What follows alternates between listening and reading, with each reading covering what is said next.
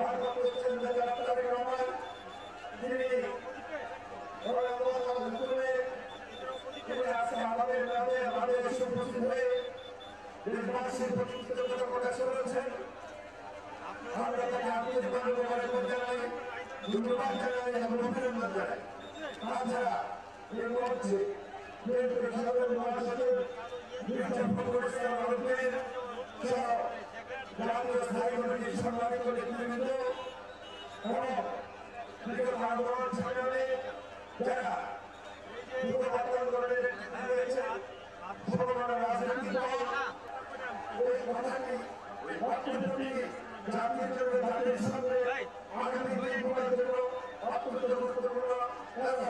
আমরা সবসময় বলেছি এই চেষ্টাকে করবো, নতুন করে করবো, নতুন ভাবে নির্মাণ করবো, নতুন ভাবে নির্মাণ করবো। সেই জন্য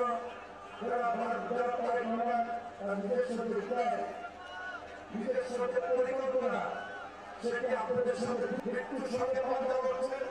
মহান আল্লাহ তাআলার কাছে আমরা দোয়া করছি, প্রার্থনা করছি মহান আল্লাহ তাআলা যেন তাকে সুস্থ করে